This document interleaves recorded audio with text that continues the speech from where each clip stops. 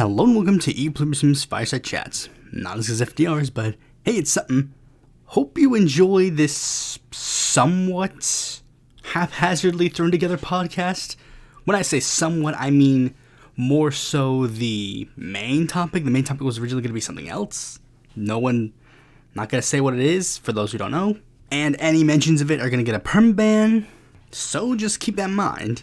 I'm basically only doing this so that there is a slot to fill for this week to avoid more spaces in the schedule, and also because there are a couple of news stories in here that I thought were interesting, and I didn't want to leave these news stories untalked about because these ones are pretty interesting. With that out of the way, let's get right into the news. The first news story is coming from the country of Bolivia. And of course, that means it's a story about Evo Morales. What's he doing this time? Well, if you remember, he has been currently trying to force a re-election bid to the office, which has been denied by the Bolivian Supreme Court. And there's been multiple legal things that are a bit troubling for this kid. Basically, short timeline of events. Evo had let's just go over the full extent of the story. Constitution made, institute 2-term limits, and then he says, hey, technically this still counts, right? Okay, fair enough. And then he says, you know what, I'm not gonna do term limits anymore. They do that debacle. He runs for the 4th term, wins that 4th term. He's overthrown in a coup. Basically uses all of his power to appoint Arce to be the Mas candidate. Mas then wins the election. He comes back and wants to kind of vicariously control Bolivia through Arce. Arce says, no, I'm not going to do that. Evo calls him a traitor and decides to try to retake Mas, and then decide to try and basically declared himself the real Mas candidate in the upcoming election. Then the Bolivian Supreme Court decided to relook at this term limits and basically said Evo basically cannot run for re-election because he is term limited, thereby effectively barring him from running for re-election. He has decided, I'm not going to listen to the courts. Then comes a criminal trial against alleged statutory rape that Evo Morales did, and he is still trying to, if he was tried, he would get banned from running permanently. But the thing is, there's apparently a legal loophole because since he hasn't shown up to any of the trials, and they basically have to just sentence him without him being there and without having an actual formal trial because he refuses to show up to the trial, he can still technically, legally, he can kind of run. I think it's a situation where it's with Cenk Uygur, where he ran for fucking president, where it's he can't run. He can run legally. There's nothing that says he can't run. Can he serve? That's a little bit of a different story. But why am I talking about him again? Well, on the 20th of this month, he decided to relaunch his presidential campaign. But this is the big interesting part, because the court has overwhelmingly sided with Luis Arce in every single dispute. Because one of the big problems is that Arce and Morales are both claiming that they will be the Mas candidates come this election. And not through a primary. They're not going to run a primary against each other. They're both declaring that they are the candidates. Because in Latin American countries, they usually have this thing called the pre-candidates, where I think it depends on the country, depends on the nation, it depends on the year. Sometimes they hold primaries, sometimes they hold conventions, sometimes it's just they talk behind the scenes and then one of them just says, yeah, I'm the candidate now. And what has happened is every time, everyone else has tried to fight the courts to try and maintain that he controls Mas, and thus he is the one who controls who the Mas candidate is. Every time he's went to the courts, they've said it with Arce. So, Evo Morales has made the stunning announcement that he will run for the election, and he is going to be running as an opponent to Mas, running under a smaller political banner called the Frente para la Victoria, or Front for Victory. Now, according to its Spanish Wikipedia page, it is an indigenous rights party and is claimed center-left, but I don't know if this is them now with the rise of Evo being their new leader, because I can't find any information on their first candidate, Israel Franklin Rodriguez-Gaye, who ran against Evo in that annulled election. But then, in the following election, 2020, it became the vehicle for the presidential candidate Chi Hyun-chung, who is like a noticeably conservative figure, has literally run on the idea of turning Bolivia into South Korea. They tried to remove him as the candidate. Like, the party themselves tried to remove him as the candidate when they basically found out, like, his extremely, like, socially conservative viewpoints because he's a pastor. And, well, they're like, well, now apparently Evo is going to be leading the party now. And, well, yeah, I guess it kind of solidifies that Evo Morales is not interested in the... Like, dude, remember, he literally, his whole spiel for this was literally like, Arce is trying to ruin Mas. He's trying to ruin the party. I'm here to save the party. Now you're running against the party. Can't really say that you're supporting, like, the best interests of the party when you're, like, openly being like, yeah, fuck you. There's not much else to say except how the mighty have fallen. And now, let's get into some sadder news. Like, let's get into some sad news. We are currently facing the immigration crisis in America is about to get a hell of a lot worse because it turns out, surprisingly, Trump's immigration policies are going to shit right now. Right now, here are two stories I want to talk about. The first one is coming from Arizona, where the mass swift deportation that they were so clamoring to do has literally led to a thing that everybody has tried to pretend like, oh, he's not going to do it this time.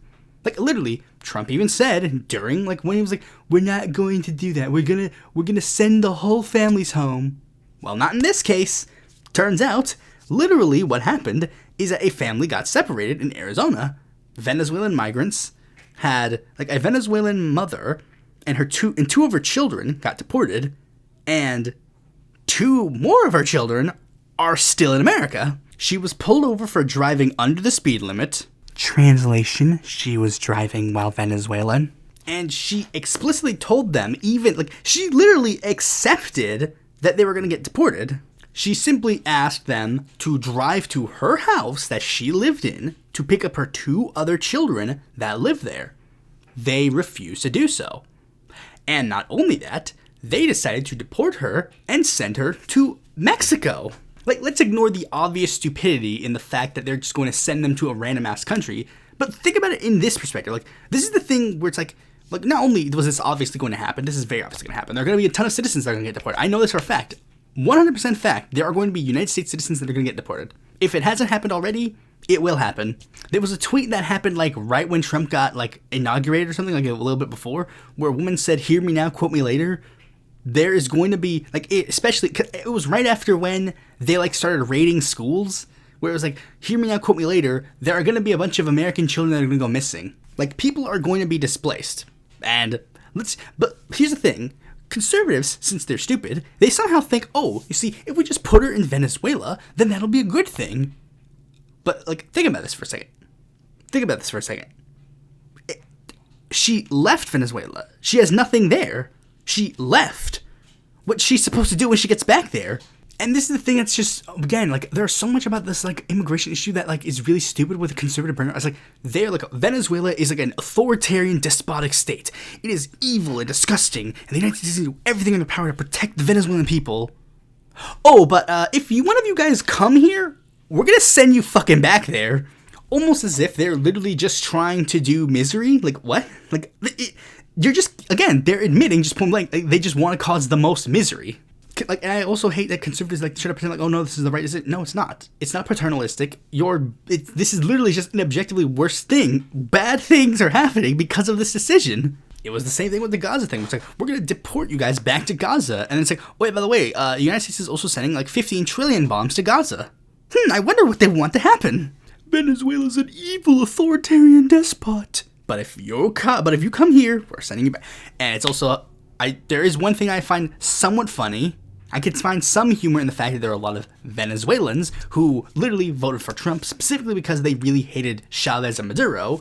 And now they're probably going to be suffering some of the consequences, but there are also going to be people who didn't do this who are also going to suffer the consequences. And I, of course, acknowledge the fact the mother and the children, I don't care if, it doesn't matter who she voted for. I don't think she should deserve this. She should have been living in America happily and hunky-dory. Trump's been touting the war horn about Venezuela, so the situation's going to get a hell of a lot more worse.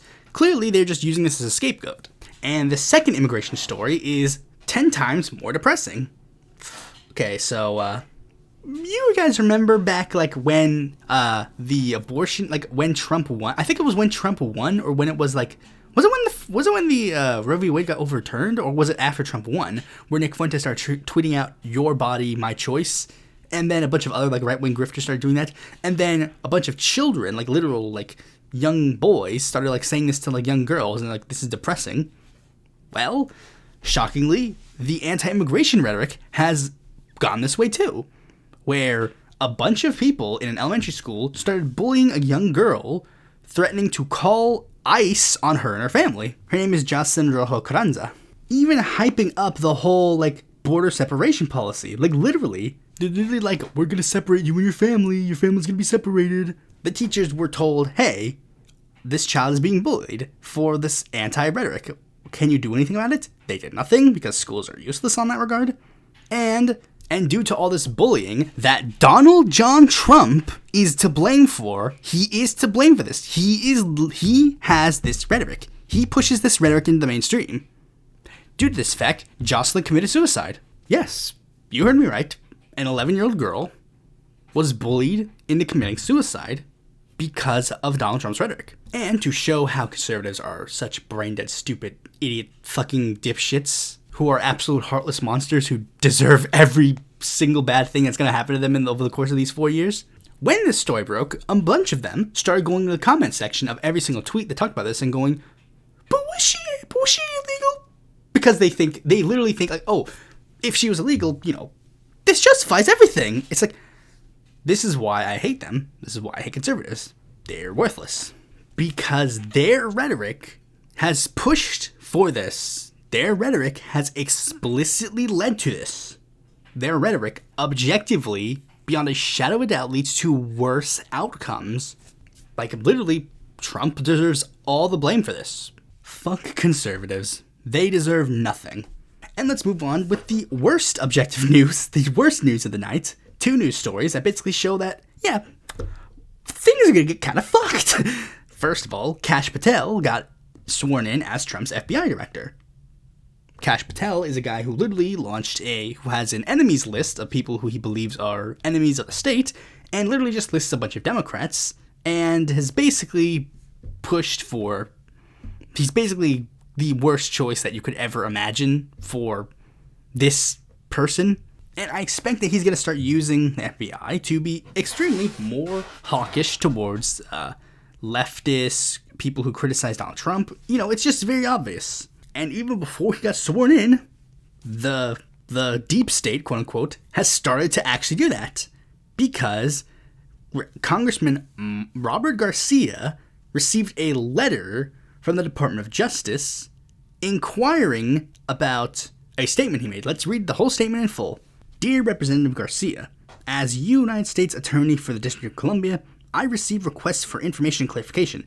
I take these requests seriously and act on them with letters like this one you are receiving. At this time, I respectfully request that you clarify your comments from February 12, 2025. During a live interview on CNN, when asked how Democrats can stop Elon Musk, you spoke clearly.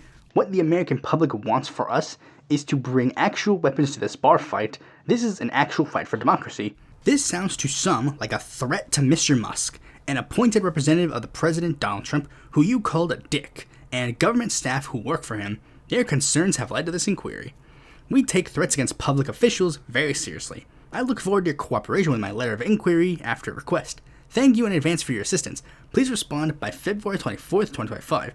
Should you have further questions regarding this matter, please do not hesitate to call my office or schedule a time to meet in person. So, Edward R. Martin Jr. literally, you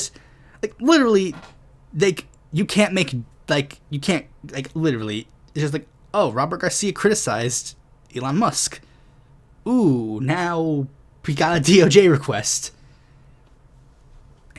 You really think that fucking it's not gonna happen anymore? Like I said at the beginning of the fucking year, like last episode of last year, cool it with your in Minecraft jokes, because this is weird. It's like, guys, Robert Garcia got attacked for like just saying like that. That's literally nothing. He literally is saying, like, bring weapons to a bar fight in a hypothetical scenario. Like, but literally, it's like, they're not at a bar, so clearly it's not an actual threat. But I've seen multiple people on Twitter just openly threaten Elon Musk's life. Like, not even, like, in Minecraft. Like, they don't even do the whole in Minecraft joke. Like, no. They just openly posted stuff about, like, Elon Musk and, like, various legitimate, obvious threats that they want to happen to him. And it's like... Even if they like say like, oh, it's a joke, it's like, guys, you gotta remember, not all of you have the just kidding star. The feds are gonna find you. So I say cool it with that. Although I guess most of them are faceless accounts. You don't have like an actual attached name to them. So I guess it's weird. The same guy who's like legalize comedy, you know, is literally sending like a DOJ threat to a sitting member of U.S. Congress. And, of course, like, Tom Homan, the leader of ICE, has literally been going hard against AOC for literally just objectively stating people's rights. Like, literally, Tom Homan is literally just going, like, AOC, she's I don't know why I gave him a Jesse Ventura voice, but, like, he has, like, a stupid voice like that. But, like, he's literally like, AOC is hurting the process, like, hurting us because she's telling people their rights. It's like... I mean, like, just unequivocally, he's literally just saying, like, AOC telling people their rights is, like, a bad thing. It's the same thing with all this other propaganda show bullshits where it's, like, every single, like, defense lawyer and every single, like, person who, like, follows the rules is portrayed as the bad guy. Like, right now, I've been, like, it's a guilty pleasure of mine, but I, like, watch the Chicago... Like, I don't watch the Chicago franchise technically. I watch their YouTube video. I watch YouTube videos of, like, clips of, like... things that happen in the Chicago franchise. Again, it's a guilty pleasure. I know I shouldn't like it because it's propaganda bullshit. Literally the same guy who made Law and Order. But literally, one of the heroes of that show is a absolute corrupt cop. Voight. Literally, there's episodes where he literally like tortures a man for information, and he's the hero of the story. And it's not like a fantastical world like Marvel where you can get away with portraying a character like that, like the Punisher. But literally, when it seeps into real life, that's bad. It's why the whole point of, like, they literally, Marvel pointed that out when they, like, had Punisher meet cops that are like, hey, we love you, Punisher. He's like, no, you shouldn't love me. What the fuck? But, yeah, like, it's just, like, literally, like every single law enforcement officer, Tom Homan just doesn't like the idea of people having rights because he sees himself as above you. He sees him as above the law. Like that's one of the whole, like, things that people, like, literally say as, like, their first red pill, where it's like, If someone enforces the law, does that mean they're above it? It's like, well, according to a lot of cops, yes. That's why a lot of cops have fucking, like, stupid power trips. Anyways, 1312. Anyways, next story. Well, next thing. Because we're starting to see a weird trend. We're starting to see a little bit of a downturn. Like I mean, everybody kind of expected that everybody expected that there was going to be a drop. Like, at one point... Trump's, like, whatever popularity he had, whatever, like, apathy popularity that he had going in, it would inevitably drop. And it seems that it has. It started. Because, like, I mean, I have a news story here about, like, the first one that happened, Rich McCormick, where a Republican representative, he held a town hall where he was basically discussing Trump's, like, cuts to all these things. And literally, he got booed off the stage at his own fucking town hall. And apparently, this has happened to 2 other members of Congress. What's his fucking name? There's like, one of them is like, I think his initials are GG. He's from Wisconsin, or Wisconsin Republican. He also, like, got booed off of a town hall. And then, Kevin Killey, or whatever his name is, Kinley, a representative from California, a Republican representative from California, also, like, they were, like, touting, like, yeah, Doge is doing all these things, and then everyone was like, boo, you suck, we hate this, we didn't elect Elon Musk, what are you talking about, why would we like this? Because this is always the cycle with conservative voters. They vote for the guy who wants to cut Social Security and Medicaid. Then when he starts actually cutting Social Security and Medicaid, they're like, wait, hold on, what? I didn't vote for this. It's like, what the fuck did you vote for? They voted for the deporting brown people part. They thought the Browns were going to get the problems, but then they realized, oh wait, no, we're going to get the problems too because we're not rich. And we're starting to see that decline. There was a C-SPAN thing where on C-SPAN, they literally had like a person who literally said like, it's like they had like someone called in like, my Medicaid, now I have to pay $80 for my insulin? What the heck? It's like, they better not try to take my Social Security and Medicare. It's like, well, you voted for the guy who did. That's the thing I always find just incredibly fucking stupid. It's like, the people on Medicare or Medicaid who vote for the Republicans, the people who are going to cut Medicaid and Medicare, that's literally the first thing on the chopping block. We know this because it's literally happening right now. The Biden bill that lowered insulin cost to like $6 is now gone. Trump revoked that order. Now it's back to $80. Like, I genuinely, like, it's stuff like this where I just can't feel bad for them. I literally can't. I'm sorry. Call this dark woke or whatever the fuck, or like me not being emotionally attached. It's like, guys, I can't feel bad for them. They made the choice. They're the ones who, when they were drowning in the river, decided to throw away the life preserver. And I think there's actually a funny, it's like a reactionary coded meme, I think, where it's like good times build weak men or whatever the fuck. Like, it's like bad times build strong men build good times build weak men.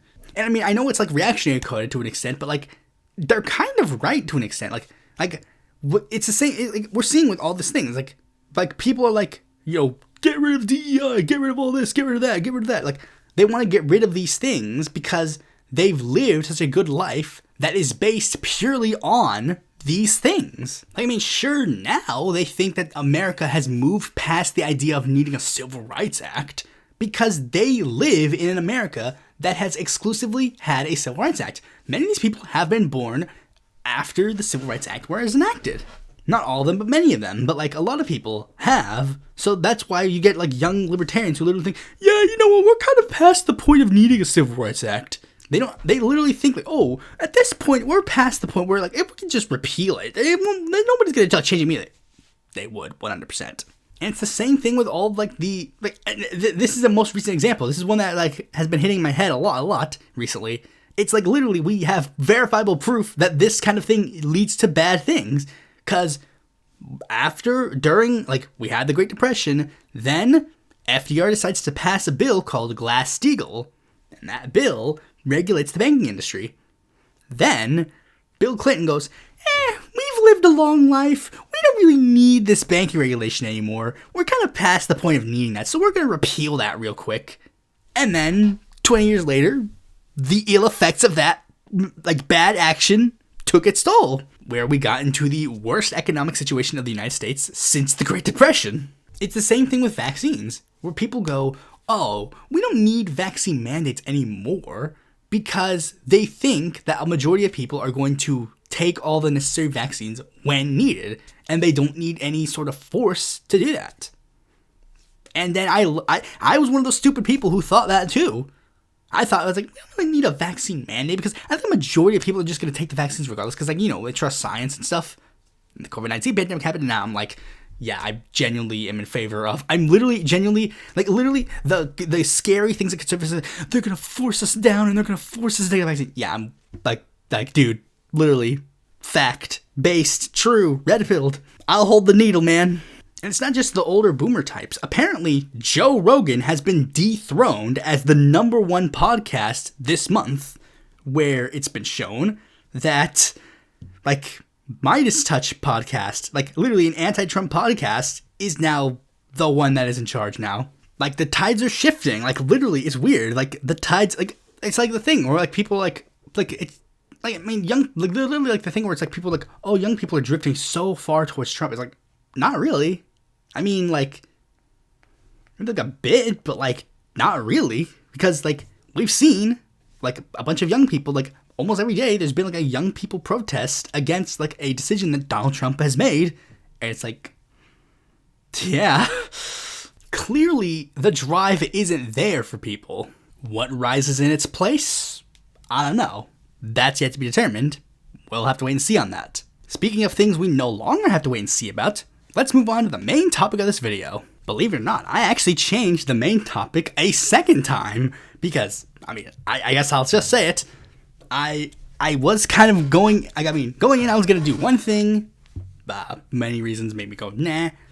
But then I thought maybe it would be interesting if I did the episode, if I did the thing where it's like, I say which U.S. presidents I would have voted for, but this time I do it for Mexican presidents. But I think you could probably take a wild guess which ones I support, considering at least half of them, at least post 1917, because that's where I'd probably start. You could probably take a wild guess, like half of the elections literally have the same guy run multiple times. So this one, I'm going to actually be going a bit more off the cuff. Because, again, I literally changed it while I was recording it, because I was shitting on conservatives so much during this episode that I'm just like, hey, why don't I just do this episode? And, yeah. So, if this episode is pretty bad, sucks for you. Maybe I'll be able to properly articulate my points in a future episode of retelling of this, but I don't really think it warrants that much, necessarily. I don't think it warrants that much, really. Now, I've done a couple of these, why I'm not videos in the past, where I go, why am I not, this ideology? Why am I not this ideology? Why am I not this ideology? Well, technically I've done two, but one of them I kind of wanted to do, like, okay, so let me explain. The first episode I did was the episode Why I'm Not a Socialist. Incredibly outdated episode. See how off the cuff I am, because I literally just remembered that I did another one, Why I'm Not an Anarchist. Still pretty fine, I guess. Why I'm Not a Communist. And I was going to do, and I did, there was one episode that I was just going to do it was just going to be a huge rant against liberals. And basically, one of the titles I suggested for it was Why I'm Not a Liberal, because I was going to go into like why I can't identify myself as a liberal. So, this episode is going to be very simple. Why I'm not a conservative. I have a fully developed brain. Thanks for watching this video. Be sure to like, comment, share, subscribe. Yeah, you probably want a little bit more than that. So, let's talk a little bit about it. First, I guess you should probably define what conservatism means. Well, according to the literal textbook definition according to Oxford, conservatism is commitment to traditional values and ideas in opposition to change or innovation. I guess that's more the broadly cultural definition, and the second definition expands it a little bit into the political world. The holding of political views that favor free enterprise, private ownership, and socially traditional ideas. Yeah, and you can kind of just get that right off the bat. Like, just right off the bat, it's just kind of like, you can totally see why I'm just not a conservative. Like, just right there. Like, if the ideas of conservatism are commitment to traditional values and ideas opposing change or innovation, then it's like, why would I want to be that? In any sense of the word. Innovation is good. Change is good.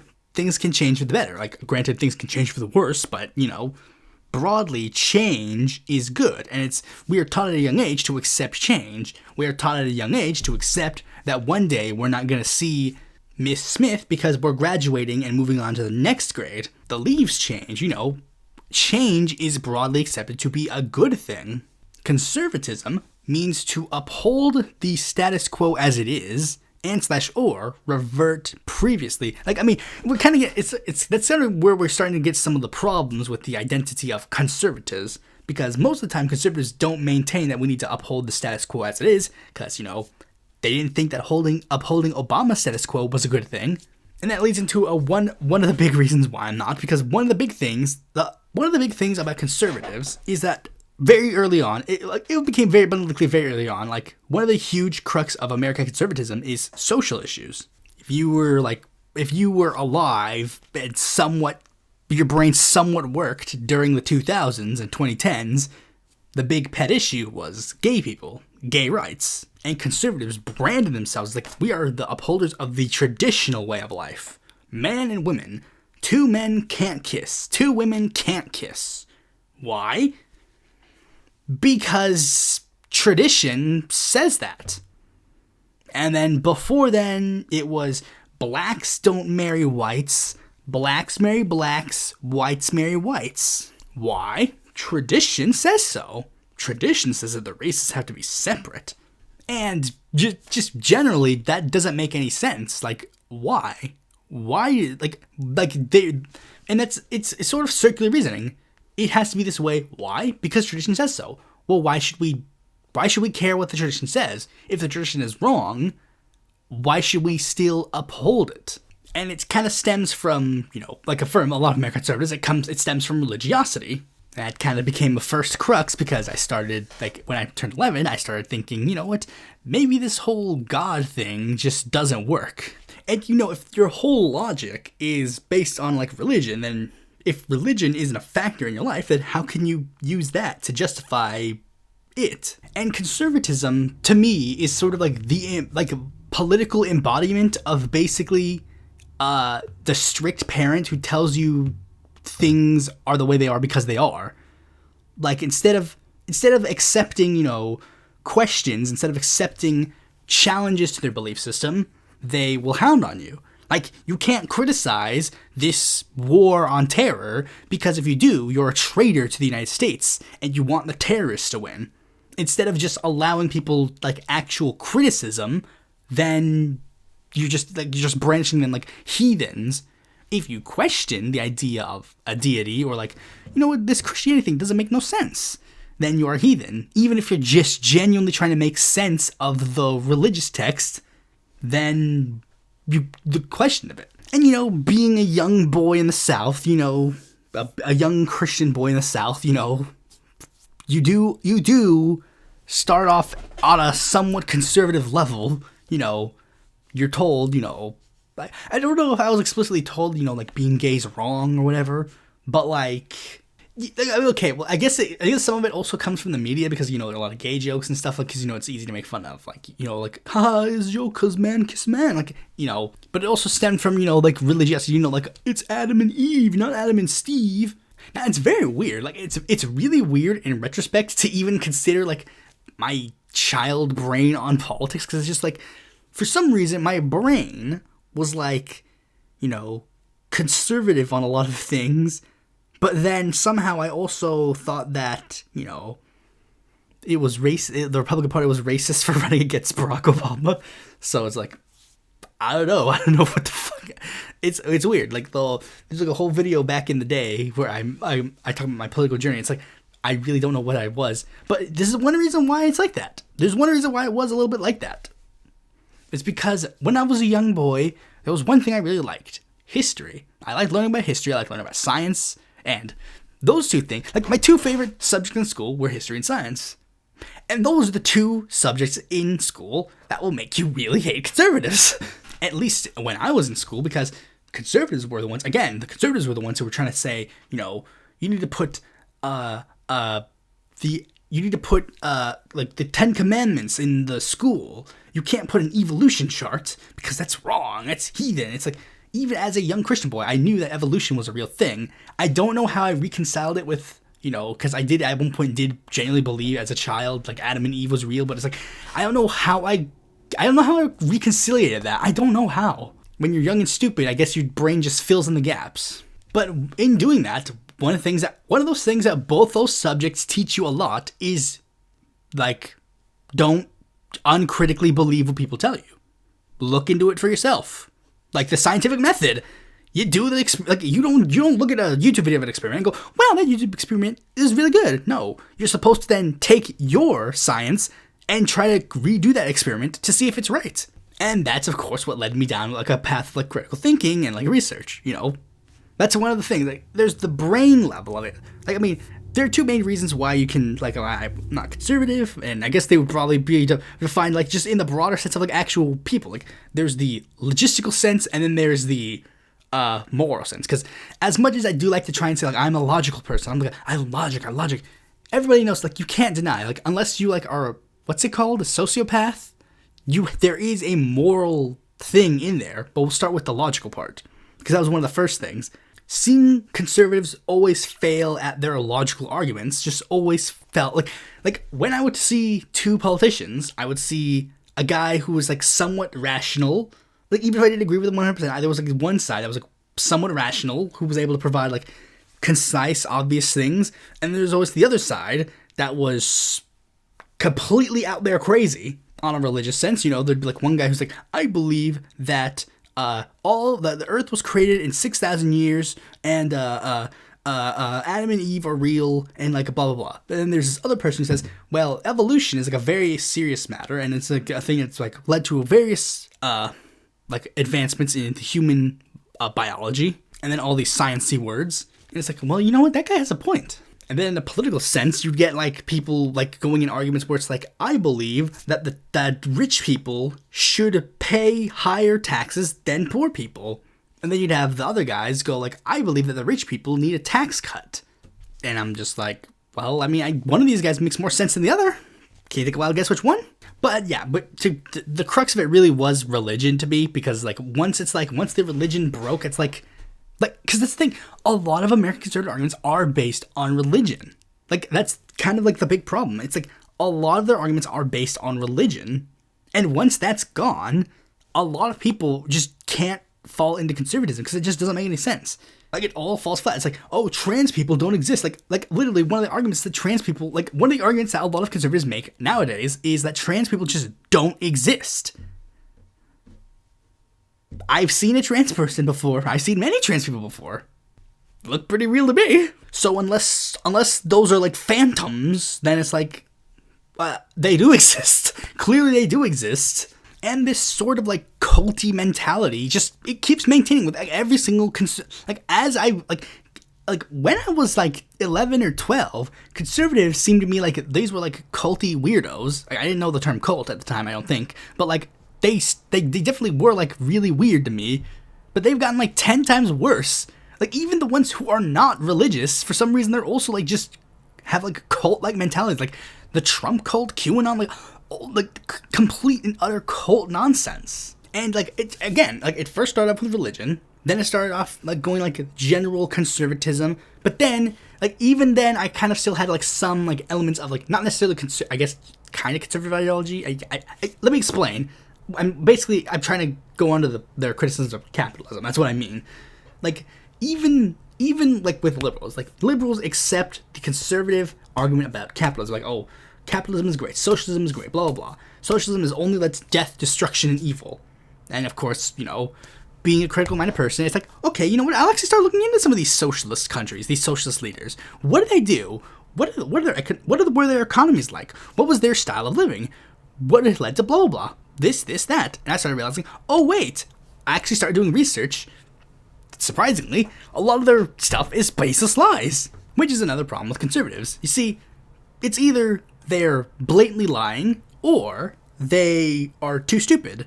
And really, it could be either or. And both arguments, to me, really don't show any goodness for conservatives. Again, you're either not smart enough to understand these issues, or you are lying about these issues. And there's a lot of cases where it's just like, it just gets abundantly clear, obviously, that conservatives lie. Again, you know, you could either say it starts with the religion part, but again, like, let's try not to, it's hard to not bash religion, you know, neckbeard atheists, even though I just shaved, literally. But then we'll see conservatives say things that, like, again, are just blatant lies, like, oh, these tax cuts are going to help you. When it's like, no, they're not. Literally, I'm just, like, currently the Trump's tax cuts, like, the current Trump tax cuts, unless you're making over $360,000 a year, you're getting fucked. But conservatives have to somehow spin that, oh, this is a good thing for all you poor bumfuck rednecks. That's what they have to do. They have to lie to their constituents in order to get votes. That's why you'll get things like literally every single time I'll see a conservative say one thing, and the immediate assumption to me now is the opposite is true. Because there's been multiple times where they've just said something and then literally just the opposite is true. Like, they'll be like, crime's gone up. It hasn't. Crime has noticeably gone down since the 80s. Immigrants commit more crime than the people, like the good-hearted citizens of America. Not true. Immigrants noticeably, like U.S. citizens are 2 times more likely to commit crimes than non-citizens. Socialism doesn't work and never has worked. And if that was the case, why do you have to spend this much money and time trying to destroy socialist nations from prospering? Cuba became, like, when Cuba became communist, their economy started tanking. Could it have anything to do with the fact that the United States stopped doing business with Cuba literally that same year? Like, literally, we've seen, like, literally, it's like, there's like a graph that shows like how well Venezuela did. Like, Venezuela prospered under Chavez initially, then it wasn't until the tail end of his term that things went down. Ironically, it was because of the oil prices that built a majority of the Venezuelan economy, which conservatives forced Venezuela to do when they took Venezuela over a long time ago. And then the capitalist market decided that Venezuela no longer could prosper due to their massive oil reserves, which then led to, again, sanctions on Venezuela. You know, shockingly, they had to lie in order to get us to push. Again, I just missed this big one, the very big one. You know, Bush lying to get us into 9/11. Like, Bush lying about 9/11 and how that happened. You know, saying like, oh, it was Saddam. Saddam helped pushing us into the Iraq War that we had no business being a part of. Again, just doing any research on anything really just kind of like destroys every single conservative narrative, and it's really hard to see why people just can't see it. Like, I mean, I really do genuinely see every single like thing in history, and just like it points to socialism being the solution to the problem. Like, all the problems that America face right now can be solved with socialism. People are poor. Vets don't have health care. You know, literally every single thing. Conservatives will say we support the vets, but then also send more troops to become vets and then send them home and then cut vet health care. They say they're pro-life, well, except for the boys that they send overseas to die, and all the people that they send those boys to go kill. And, you know, once that baby's born, you know, can't get on welfare. Sorry, buddy, you're gonna starve to death. Haha, loser. Also, if you have any, like, heart medication or insulin, you know, pay $15 million for that or else die, buddy. And that kind of ties into, like, the whole, like, because, yes, logically, conservative arguments fall flat every sense of the word. Then we get into the moral arguments, because conservatives, with their whole fake religiosity, love to hint on morality. Like, they have hardcore values on morality. Meanwhile, as I said in this episode, an 11-year-old girl committed suicide and conservatives started shitting on her. They claim to be the most moral people on earth, and yet literally multiple prominent conservative figures are literal sex criminals. Like, Kid Rock, Ted Nugent openly wrote songs about the sex crimes they did. Donald Trump is an associate of a well-known child sex trafficker. Many of the prominent members of the Stop the Steal campaign that was associated with Donald Trump, literally multiple sexual abusers in that circle. Many of them are religious. Many of the religious institutions hide sex pests. Even in their fake morality about, like, gay people, it doesn't even fit, because, like, multiple of them were flirting with boys. Larry Craig, prominent conservative senator, was caught trying to suck dick in the congressional the congressional bathroom. And there's a representative who's he was a really hardcore conservative, and then, like, after he left Congress, he admitted that he was gay. The bro literally ran on traditional values while being gay. It's like, what? So right off the bat, they're already not the most moral people, but, like, just purely, I don't see any reason why any of the things that they ideologically believe are morally good or morally just. I've said this during my Pride Month episodes. What is morally good about looking at a person who is either gay, bi, trans, lesbian, whatever, and saying, you are wrong, you are bad for being this way, and we're going to fix you? Like, what is the moral high ground for that? Genuinely, I don't see what the moral high ground of that is. People being happy makes you unhappy? Why? Moreover, why do you literally want to abuse people in your life that are gay or lesbian or bi or trans or whatever? Why? What is the moral reason for that? What morally good thing is coming from that? As I mentioned in the news stories, People's lives are getting destroyed because of the mass deportations that conservatives openly supported and advocated for. People's lives are getting hurt by this. What is the moral good ground for that? And we're seeing that is crumbling because if I remember correctly, there was like that one study that showed like that liberals were more moral, like more sympathetic than conservatives. And then conservatives are now literally just touting around being like, yes, yes, yes, based and red-pilled. It's like,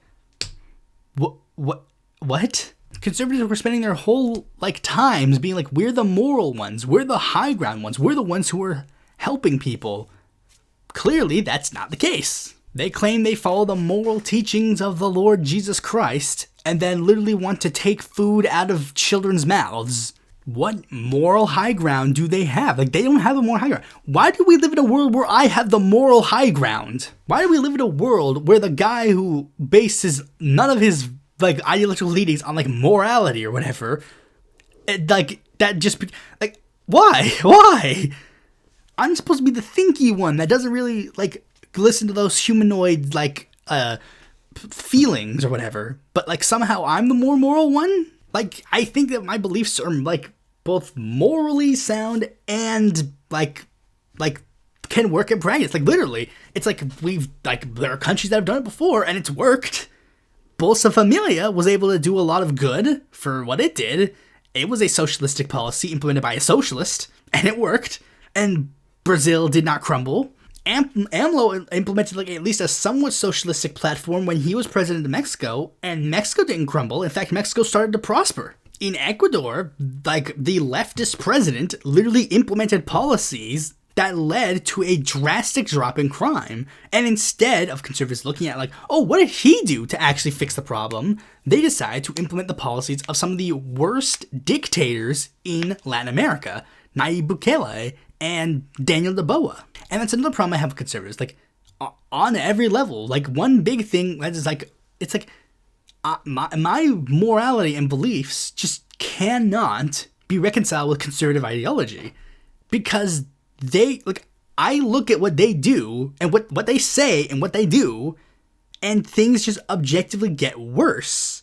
What I find perplexing is just the idea that there are a lot of conservatives that literally will say things that borderline sound exactly what I say, but for some reason, they go on to, like, support people who believe in literally the exact opposite of everything they stand for. It seems that the crux of my argument is that I'm too moral to be, like, I mean, I guess I'm really looking at two different people. On one end, I'm looking at the conservative pundit, the conservative politician, the conservative, like, ideologue.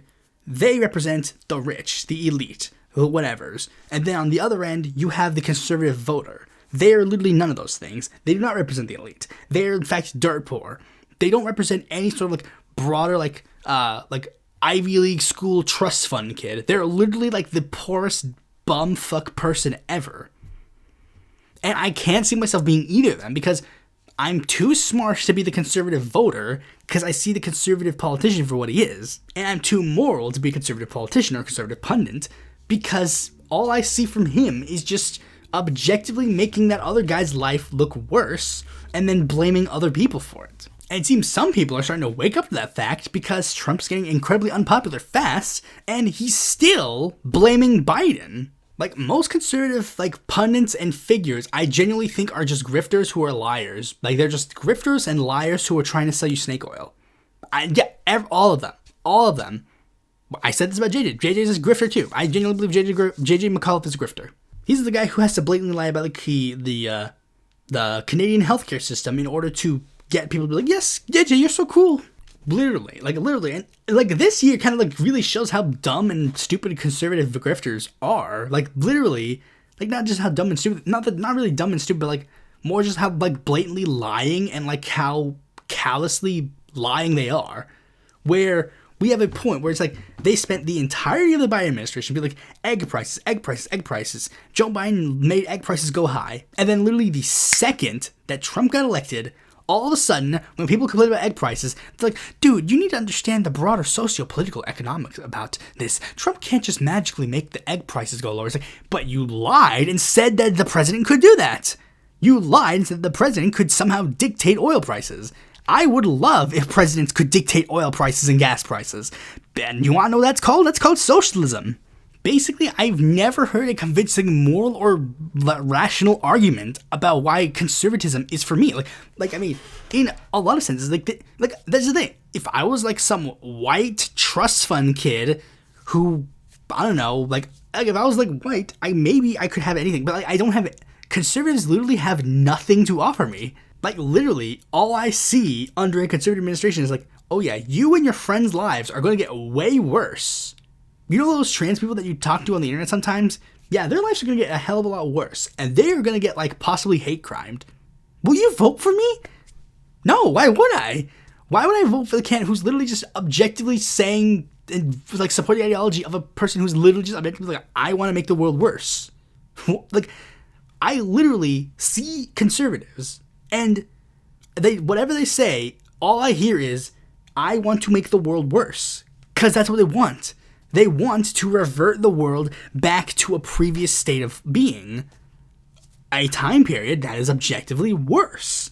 Pick the year they want. 1980, 1964, 212.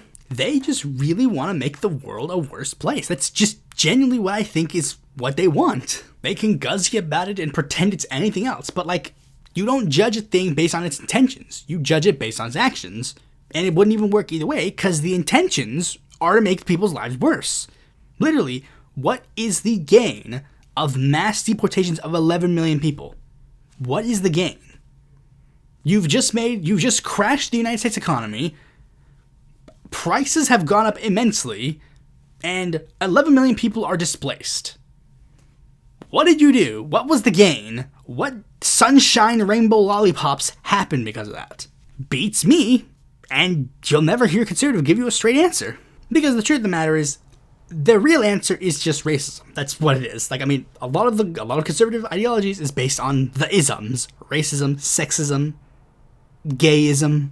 But like, I genuinely cannot see where conservatism is supposed to be like a W for me. Like, literally, like, I've tried, like, there have been a lot of people who've literally just tried to convince me, like, oh no, you see, when you get older, you're gonna become conservative. Like, they just genuinely believe, like, oh yeah, when you get older, you're just gonna become conservative. Like, when is that supposed to happen? Because literally, as I've gotten older, I've literally become more I basically a borderline communist now. Like, as I've gotten older, it's like, when is the part where I'm supposed to be like, you know what? Now that I think about it, now that I turn magically 25, you know what? Now that I think about it, actually, maybe we should ruin the lives of 11 million people.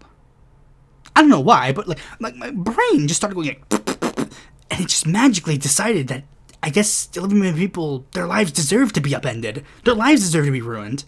Because of what? You know what? Now that I think about it, maybe those gays, you know, maybe they shouldn't kiss each other. Why? I don't know. Like, my brain just magically went, like, I don't get what is something supposed to like kick in? Is it like when you're, I guess, like, when you're 25, your brain starts to deteriorate. Maybe that's what they mean. Maybe that's what they fucking mean. But like, for real, like, what? Am I supposed to now be like, okay, I guess veterans deserve to die of suicide because they can't get mental health care? Like, what? Like, what do you mean? What's supposed to be the kicking? What's supposed to kick in? It's especially fucking stupid because they'll like also try to be like, when you're older and have kids, you'll finally see the truth. It's like, what? Like, I don't get it. It's like, if there's this massive truth, how could I not see it now? And two, it's just the funny notion of like, when you have kids, you become conservative. Like, it's just this thing that people say. It's like, when you get older, you become more conservative. It's like, that's what? The oldest generations are like extremely liberal. What are you talking about? Like, literally, the oldest generation that is alive right now, I think, is like broadly like a New Deal liberal like like people. Like, what? That's not how it works. You don't, like, generations have like massive ideological shifts due to like the various situations of their lives, and then not just that, you know, on an individual level. It's like, what on a massive level, I've not seen a single major conservative thing be good or lead to good things. What magically is supposed to, like, what, are you guys magically gonna start doing massively different things in like when I'm older? Like, what? Why aren't you doing the good shit now then? Why are you waiting until I'm older to do that then? Because literally, unless conservatives like completely change every single thing they stand for, there is literally no way in hell I would ever become a conservative. Ever. The furthest right I'd go is maybe back to social democracy. There is no way in hell that I will ever be a conservative. So yeah, hopefully that episode was able to have some goodness in it. Thanks for watching this video. Be sure to like, comment, share, subscribe, and click the bell to find a future video when it comes out. And if you want some more content from me, consider supporting me on Patreon.